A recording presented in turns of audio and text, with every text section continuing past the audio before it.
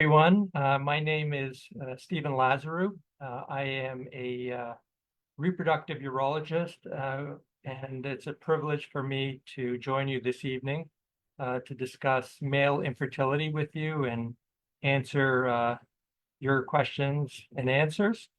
So I'm a reproductive urologist who specializes in the evaluation and treatment of patients with male factor infertility, including fertility preservation for cancer patients, treatment of severe male factor infertility, including azoospermia, which is absence of sperm in the ejaculate, and treatment of men with clinical hypogonadism, which in plain English means symptoms and signs of low testosterone, as well as sexual dysfunction. I completed a fellowship in male infertility and sexual dysfunction at the Beth Israel Deaconess Medical Center in Boston. And I'm trained in advanced microsurgery of the male reproductive system. I'm a clinical instructor of urology at Harvard Medical School and an active staff member at the Beth Israel Lahey Health, as well as the Mass General Brigham Systems.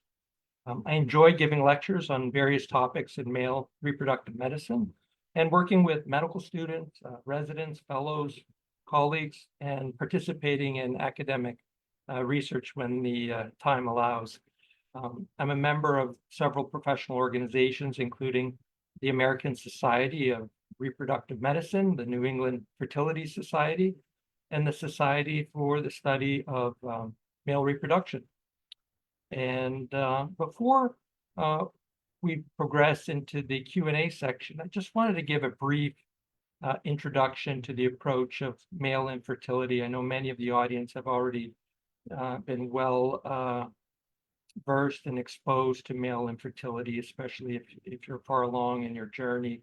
But several people in the audience are sort of new to it. So just as a brief overview, approximately 15%, which is 1 in 6 couples, are unable to conceive after 1 year of unprotected intercourse.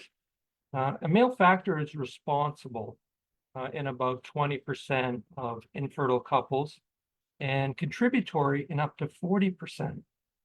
So it really represents a large portion of couples struggling with fertility. Generally, male infertility is determined by the finding of an abnormal semen analysis, although other factors may play a role in the setting, even if there is a normal semen analysis. Male fertility difficulties can be due to a variety of conditions. Some of these conditions are potentially reversible, such as obstruction of the vas deferens or hormonal imbalances. Other conditions are not reversible, such as when there's injury of the testicles or what we call atrophy of the testicles, secondary to a viral infection or trauma. So treatment of various conditions may improve male fertility and allow for conception through intercourse.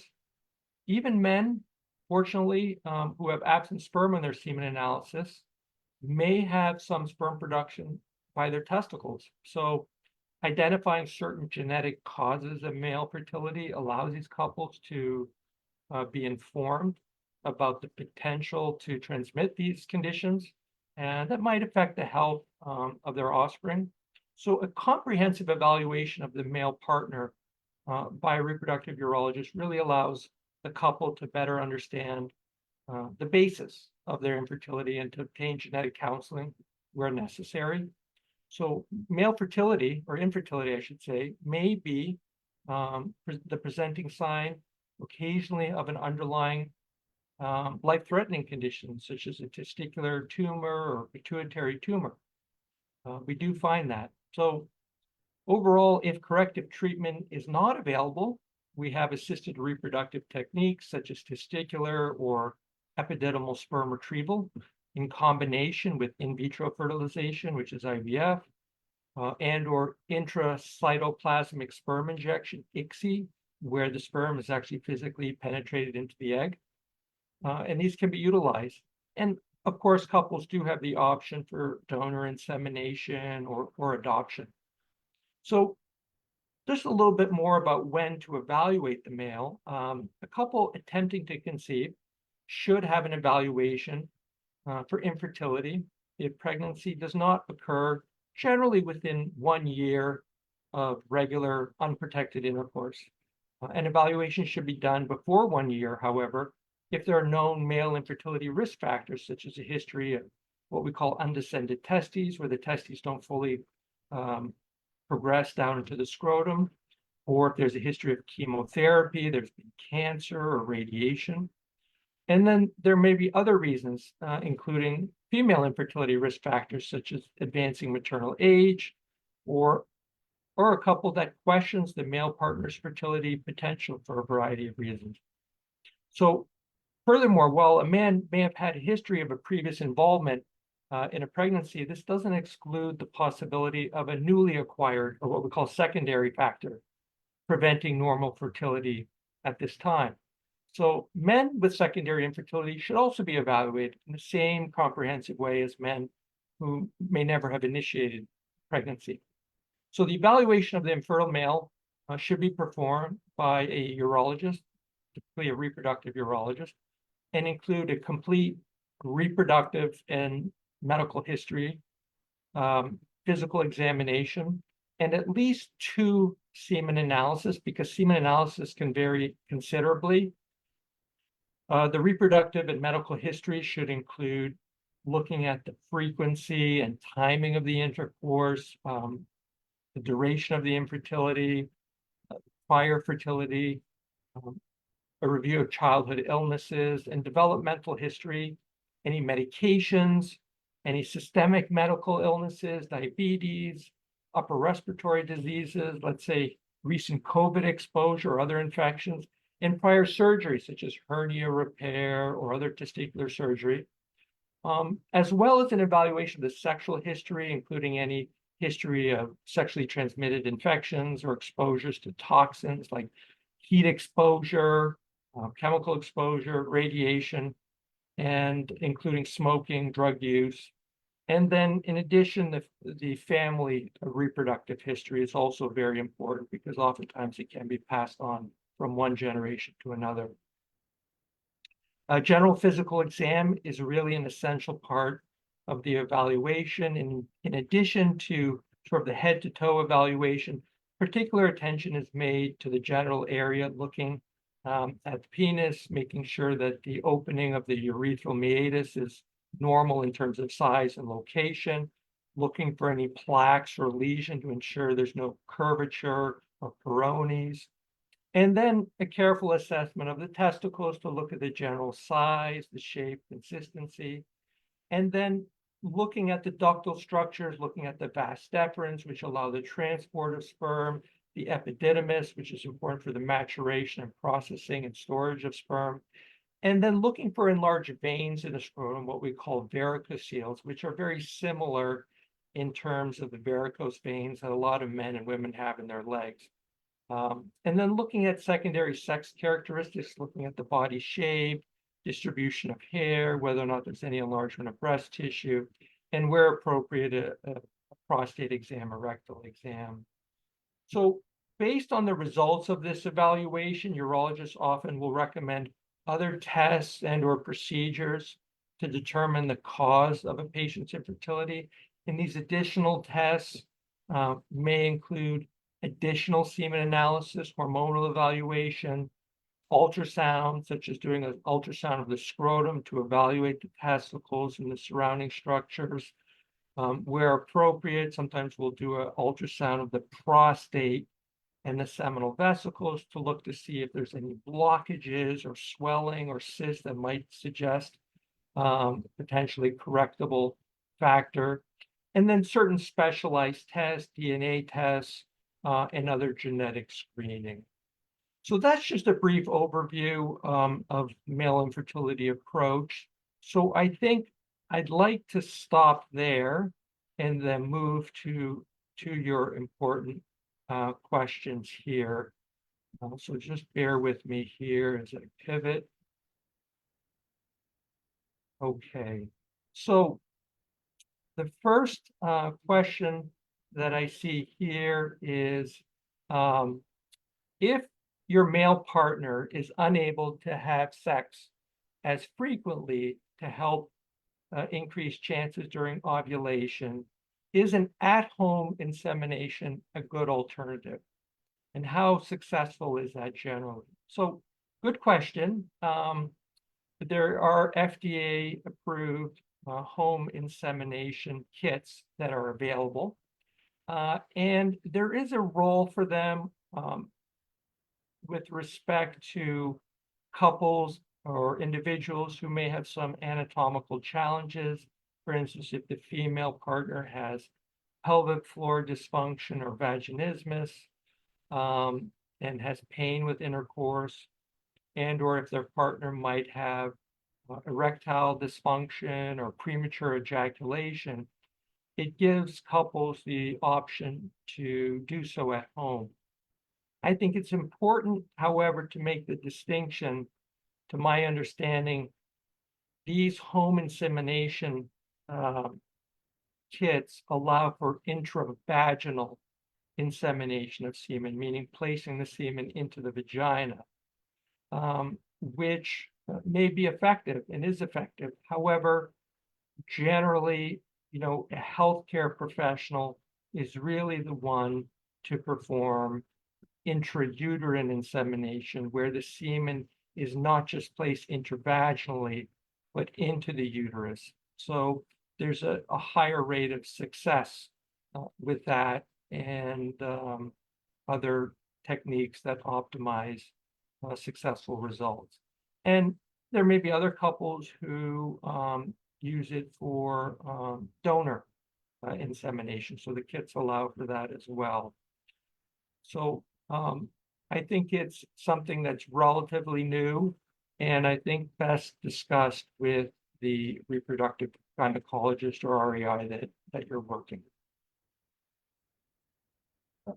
So the next question here is, with very low sperm count and male factor infertility, is it suggested to obtain from ejaculation before the day of the retrieval, or is it suggested to refrain from sexual activity for at least 2 days before the retrieval to get a better sample? And it kind of depends, because the general method for most sperm or semen production has been wait at least 2 days to optimize the volume of the ejaculate and the sperm concentration and motility, because oftentimes if there's an ejaculation in a shorter period of time, you see a lower volume.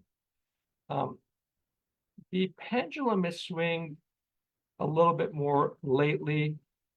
There's increasing data to indicate that for certain men and couples, in order to procure higher quality sperm for IVF, it may be worthwhile to actually ejaculate within 24 hours of producing a sample for IVF, especially for severe male factor.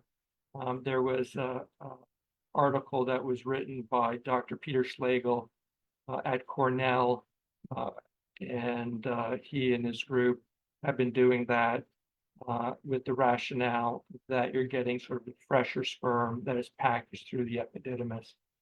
So I think it depends on the circumstances for the couple.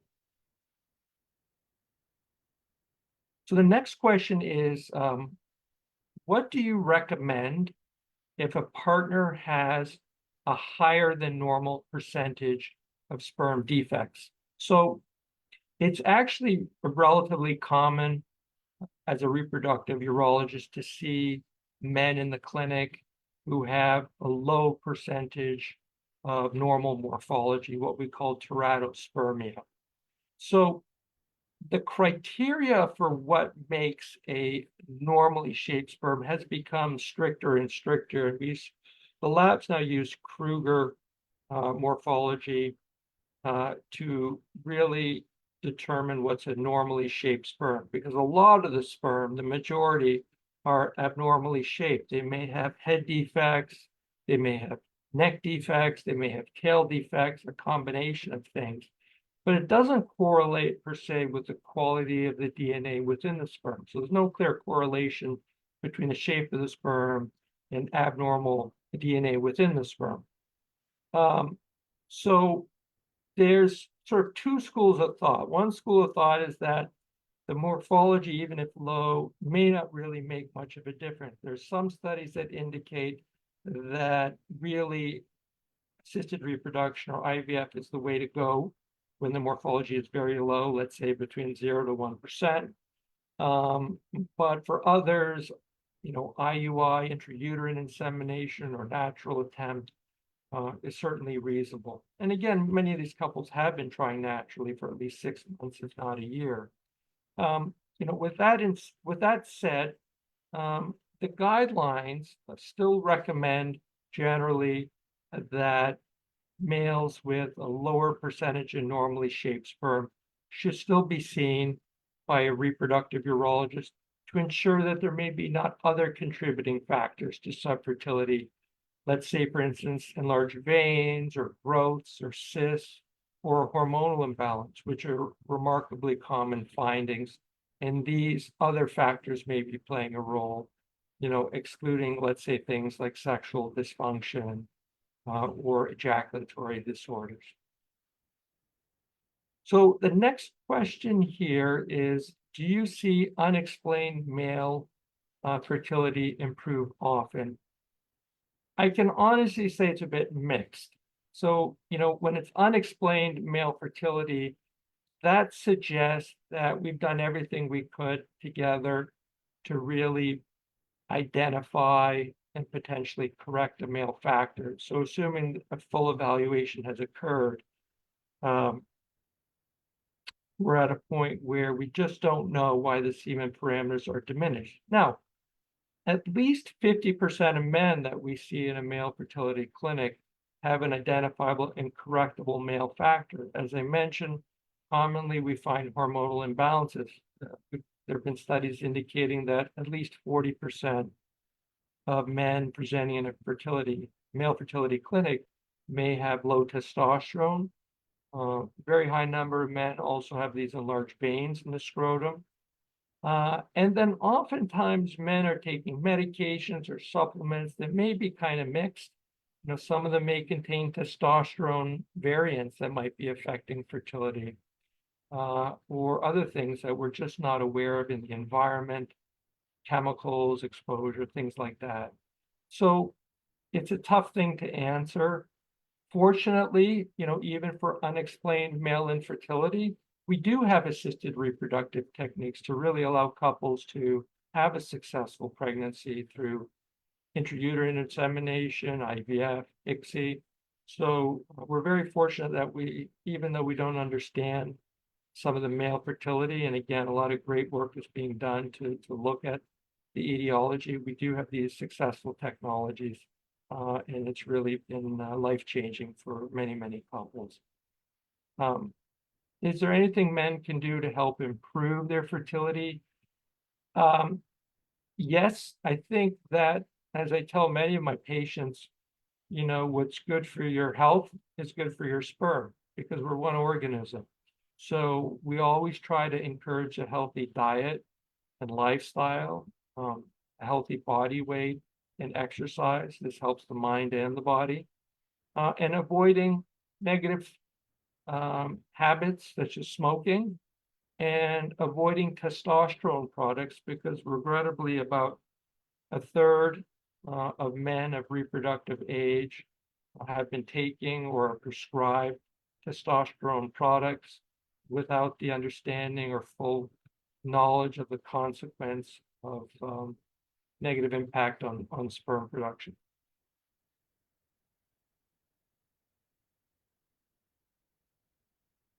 So the next question here is, can successful IVF occur with non-motile sperm?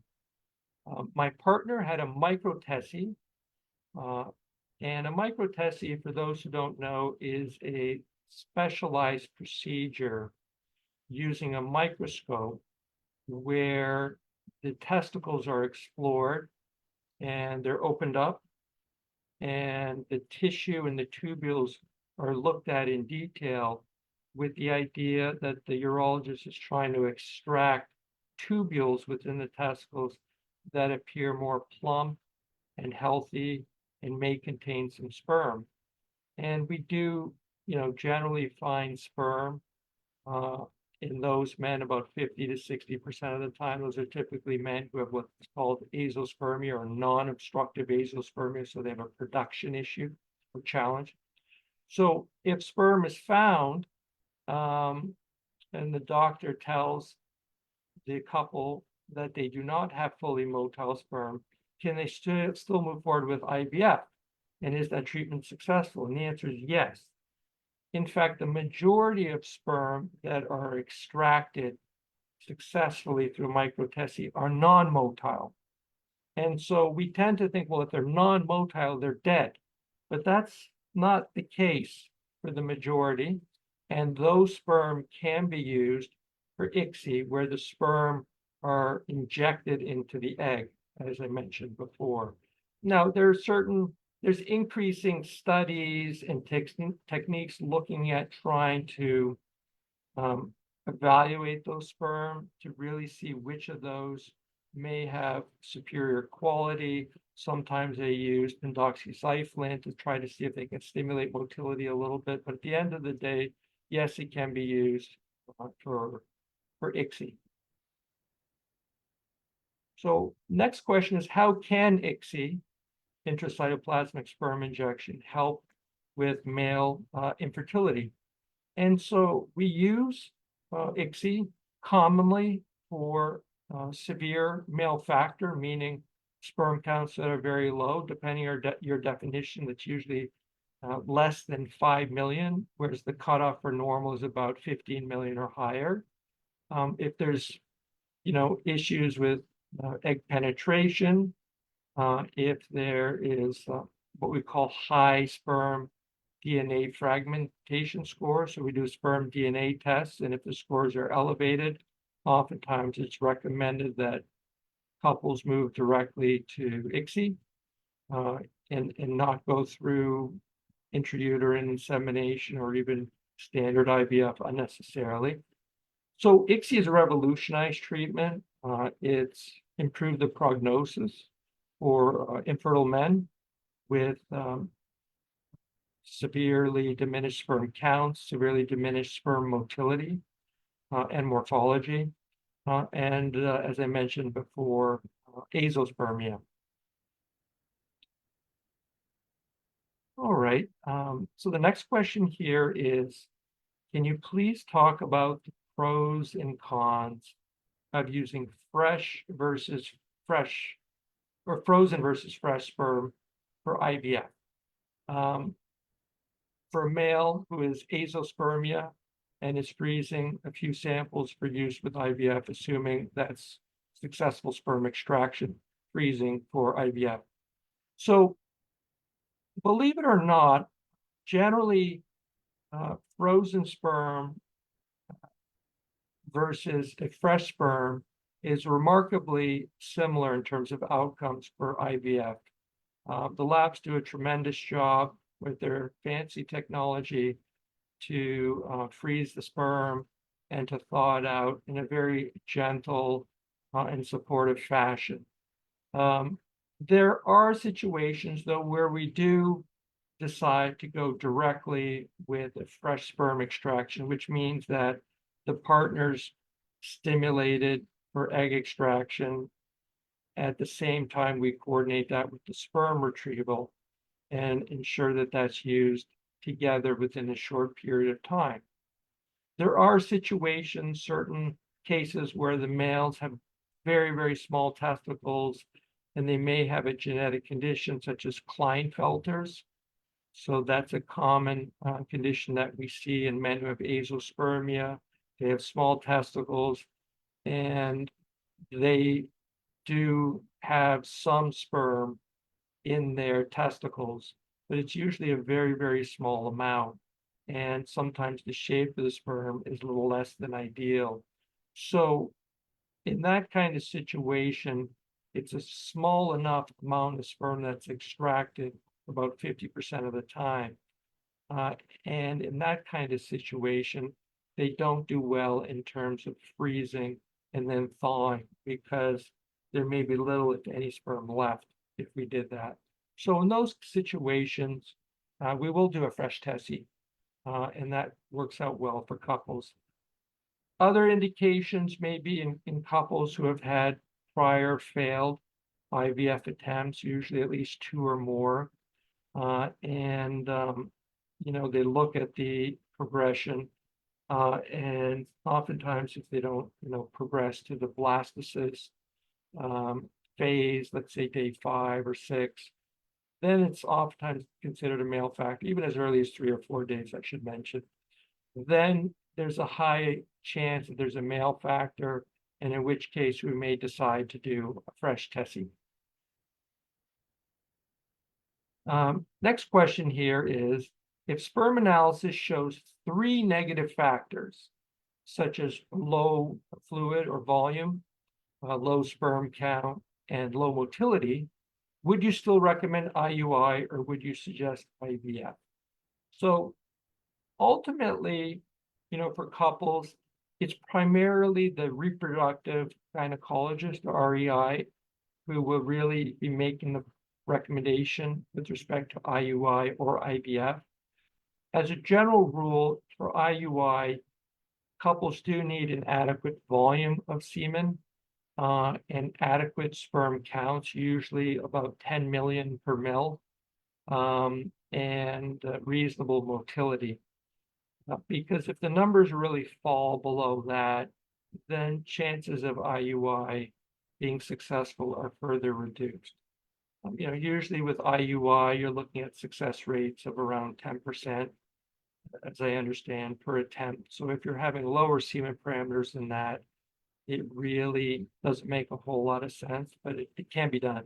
So for those couples, generally, we recommend IVF, especially if we've determined there isn't a correctable male factor, or there isn't other female factors that might preclude moving forward with IUI, such as, a tubal factor where there's blocked fallopian tubes or scarring and things like that.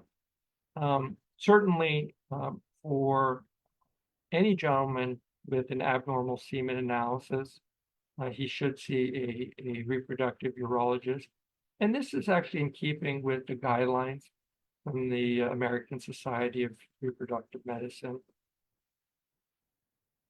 So the next question here is, for male factor, 0% normal morphology and low motility, besides performing a semen analysis and a physical exam, what other tests can be done to find the root cause? Well, so I sort of alluded to that at the beginning.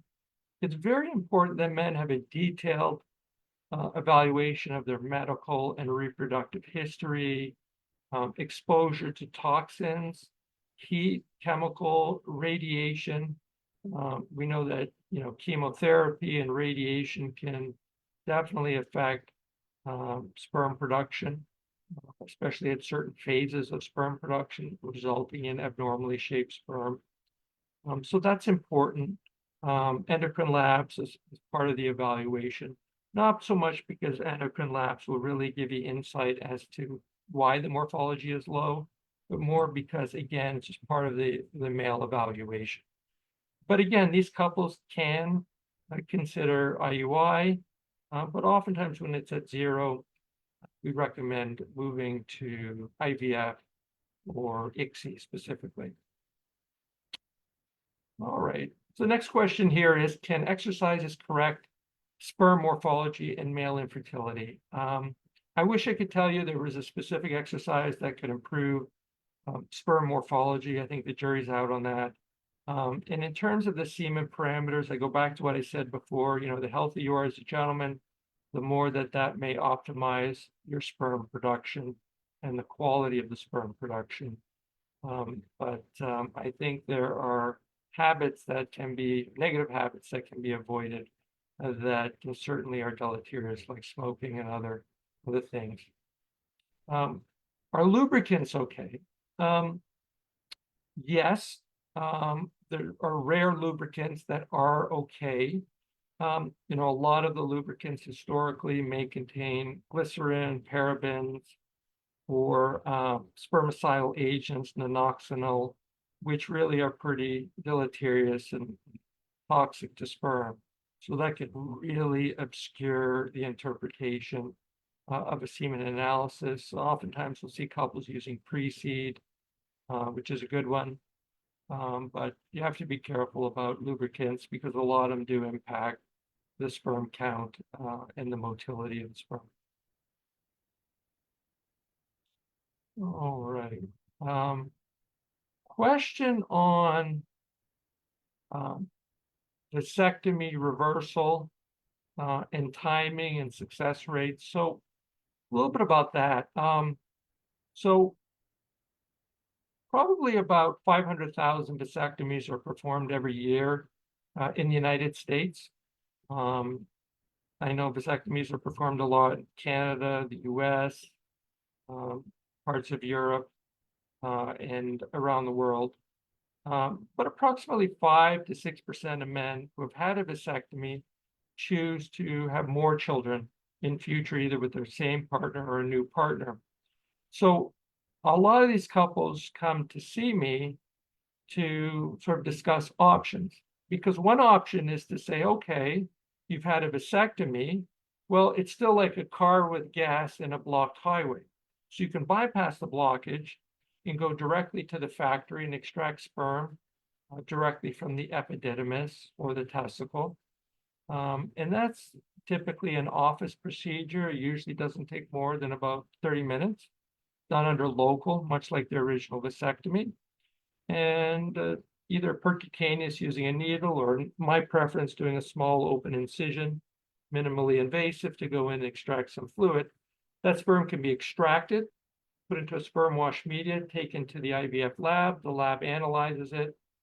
They freeze the sperm, and then that sperm can be used any point thereafter for IVF, the next day or a year later, because the labs do a tremendous job with freezing the sperm and maintaining the quality of it. But obviously, most couples want to pursue quickly. And there are factors that are considered for just doing a sperm retrieval rather than doing a full reversal. It depends on how many children are desired. It depends on whether or not additional genetic screening needs to be done, like PGT, to check the embryos for any genetic anomalies. Sometimes there's oftentimes a coexisting female factor, depending on age or blockages of the tubes, fallopian tubes, as I mentioned before, scarring, and other things, where even if we considered a reversal, it really is not the best path to a successful pregnancy. Now, on the flip side, we know that for the right man and the right couple, a vasectomy reversal is a very successful procedure.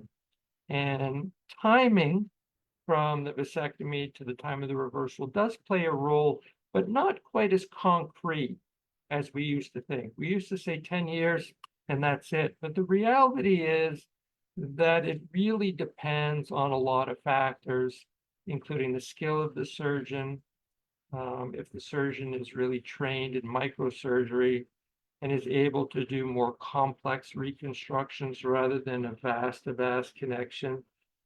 Sometimes a man needs to have what's called a vas to epididymis reconnection. That's a vasoepididymostomy. So it's a specialized reconstruction that's done if there's more scarring.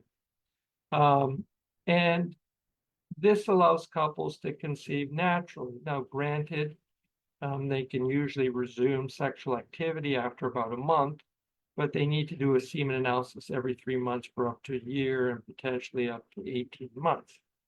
So for the majority of men, we're able to see sperm in the ejaculate anywhere from as high as the high 90s, let's say if it's only a few years post-vasectomy, up to, low 90s or high 80s. My record successfully was 23 years. But obviously most of the men that we see post vasectomy are usually fall between the 5 to 10 year group. I guess at the end of the day, the age or duration since the vasectomy is less relevant than really how things look intraoperatively. Some men have a lot of scar formation, other men do not. But I always like to offer couples to do a simultaneous sperm retrieval with the reversal in the unlikely event that the reversal is not successful and it blocks off. Or it even allows couples to pursue IVF soon after the procedure, and yet they can still add to the success rate by trying to conceive naturally. So it's a bit of a win-win, but again, it's a detailed conversation away a bunch of different factors. And then, of course, you know, when you look at the success of vasectomy reversal, you can talk in terms of sperm showing up in the ejaculate, but at the end of the day, I say to couples, well, your goal is a pregnancy, not sperm in the ejaculate. So pregnancy rates are less than the patency rates of sperm in the ejaculate. So that can vary as well. So it's important to have that conversation. So another question was asked about advancing paternal age. You know, a lot has been discussed and reviewed in terms of advancing maternal age and impact on fertility. And we do know that there are higher rates of you know, genetic conditions in women of advancing maternal ages. Typically, we talk in terms of Down syndrome and miscarriages. There is increasing data to indicate that advancing paternal age may play a role. There may be an association with increased genetic disorders, including autistic spectral disorders, schizophrenia, and various other syndromes, Apert syndrome, Cruzon, and a few others. So something to take into consideration, but I think it's more of a spectrum for advancing maternal or advancing paternal age, I should mention. All right. So those are the initial questions here. And I'm just looking here. Okay, so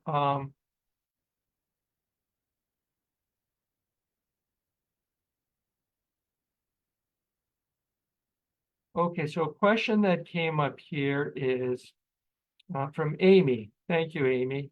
Can you discuss the relevance of elevated prolactin in the male and how a prolactinoma may impact fertility? So elevated prolactin is oftentimes identified in women, but we oftentimes see it in male as well.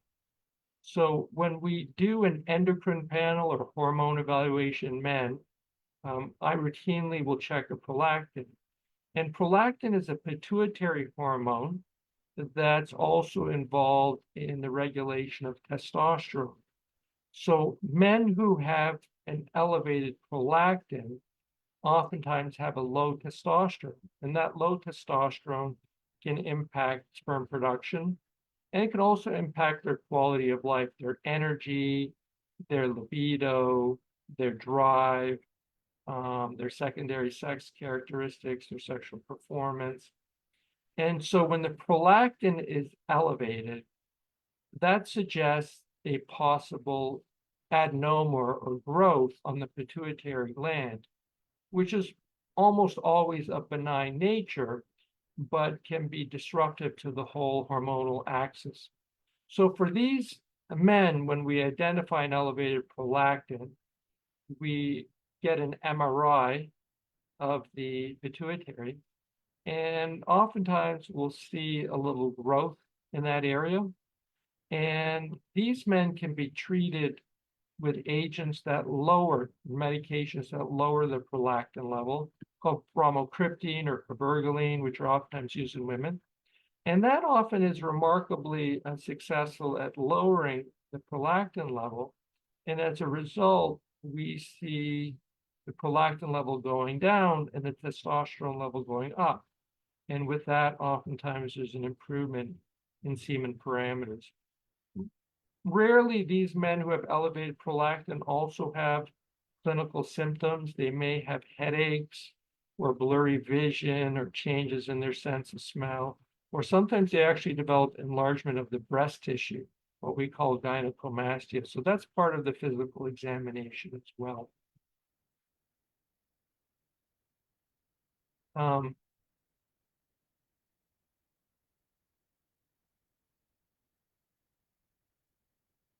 Couple of questions here. ICSI for isolated teratospermia. Yeah, I mentioned before about ICSI, and it is reasonable to use ICSI for isolated, severely diminished morphology. There is a rare condition called globozoospermia, where the heads of the sperm are really rounded and severely misshapen, and they can't even physically penetrate the egg. So ICSI is used, or something called IV maturation. Next question here. Improving sperm morphology. We talked about that. Can men still produce sperm with low testosterone? The answer is yes.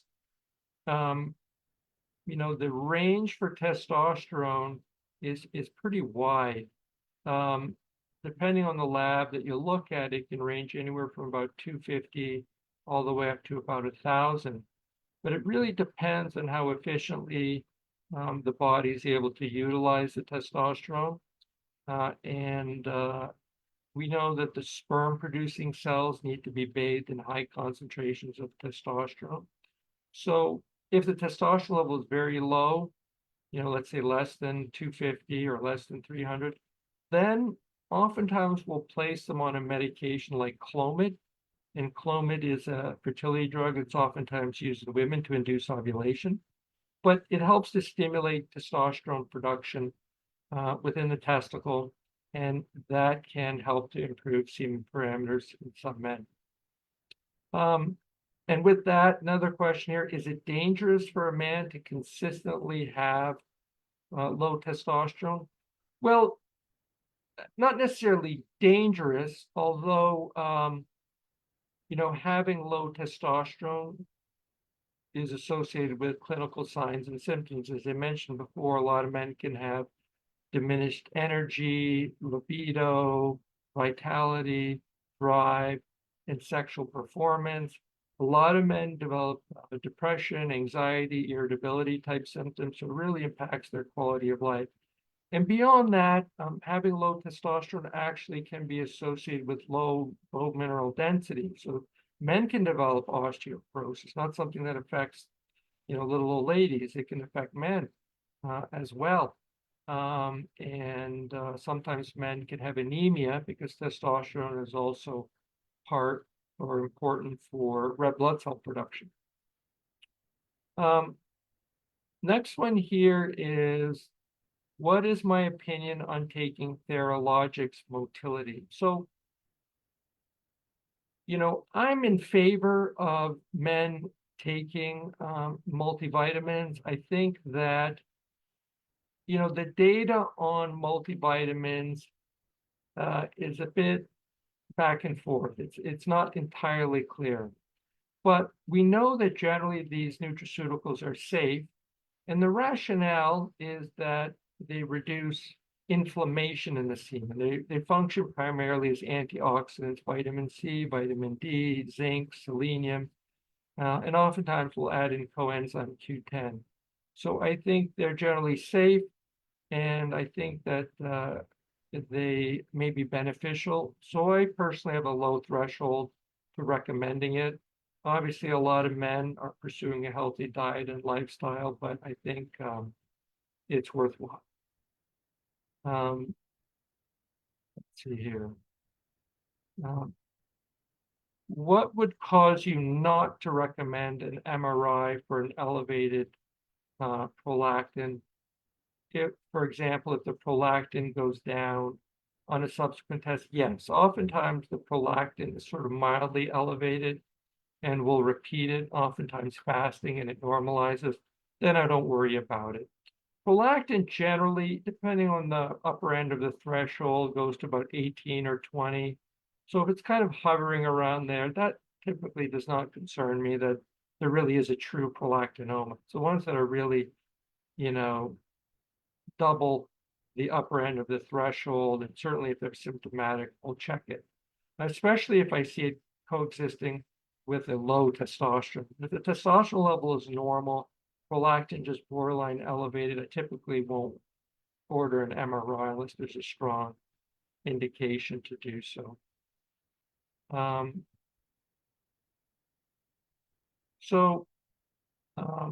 Question here. Older men in their late 40s with a high testosterone, 200 million sperm count, what would you recommend as far as additional testing for recurrent implantation failure? So this seems to me that a gentleman that has a normal hormone panel, assuming he doesn't have high testosterone because he's taking exogenous testosterone because the sperm production is really stellar. In this kind of situation, if there's been unsuccessful IVF attempts, typically 2 or more, or recurrent pregnancy loss, then we typically will order sperm DNA fragmentation test and a karyotype. Sperm DNA fragmentation test is often ordered, but a lot of the couples are already at the IVF or ICSI stage. I think that the sperm DNA test is helpful for couples who are kind of a little earlier in their journey and are trying to decide between IUI or IVF. But I'll oftentimes get a karyotype, which is a chromosomal test to look at the full chromosomal complement. And then here, I'm not sure if I heard the answer on Avodart or Finasteride. So Avodart or Finasteride are used for men with enlarged prostate with the idea that it helps to shrink the prostate. And it's also used in hair loss prevention. And a lot of young men are taking it. It blocks the conversion of testosterone to dihydrotestosterone. And, a lot of men who take it obviously find it very beneficial to their quality of life and preventing hair loss. But in a fair number of men, not all men, it can impact their semen parameters. Oftentimes we see a reduction in semen volume or decreased motility. And so as a general rule, I tell men to avoid those medications during fertility pursuit. And quite honestly, some men choose not to because they just don't want to trade it out, but a lot do. And so my recommendation generally is to avoid them during fertility pursuit. Next question here is, would you consider sperm DNA fragmentation in couples whose embryos from IVF that are high grade and euploid that failed to implant more than 3 times? Yeah, as I mentioned before, I would. What is the impact of Avodart on sperm fertility? I think we just went over that. And is ZyMot effective in reducing selection of poor quality sperm? I think it's a reasonable test to do that. And I think that's being used more and more.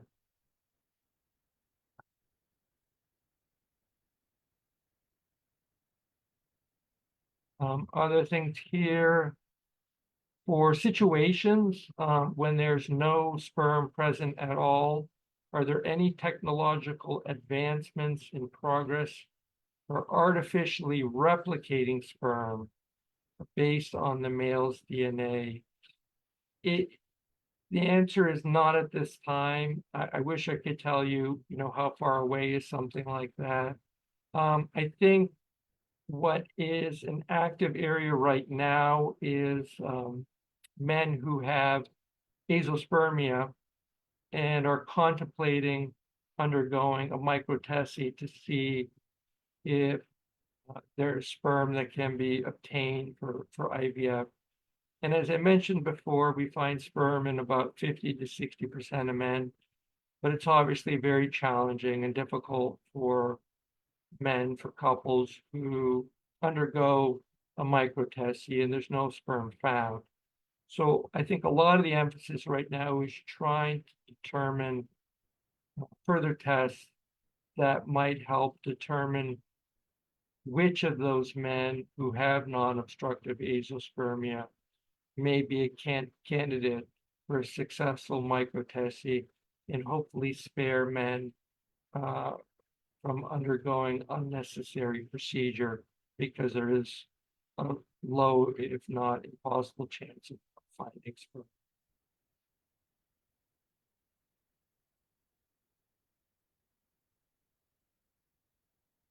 So, those are the questions there. All right. Well, we went over that one.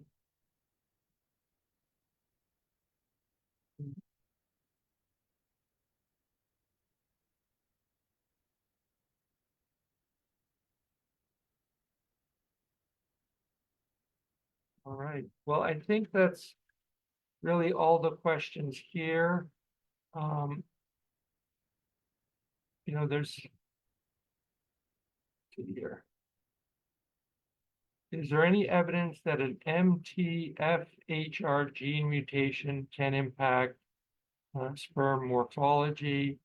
So that's a bit of a mouthful. That's basically MTHFR is basically a key regulatory enzyme in folate and homocysteine metabolism. And there's increasing, research on that. I think that we still need to gather more information on that before that question can really be answered. So I think time will tell, and hopefully we'll know more in the future.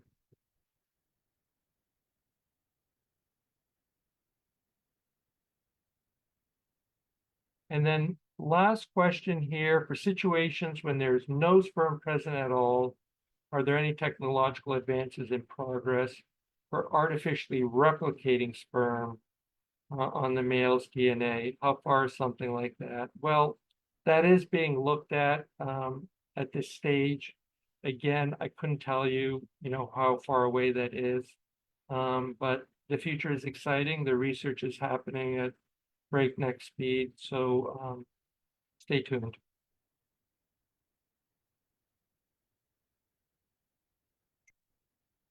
All right, so I think that we've basically reached the time limit here. And so I wanted to thank you all very, very much for turning out tonight. These questions were really great questions. Please feel free to reach out anytime, and myself, my team, will get back to you as soon as we can. Our website is bostonurology.com. Easy to find, easy to reach. So I wish you all the very best in your fertility journey, and have a great night. Thank you.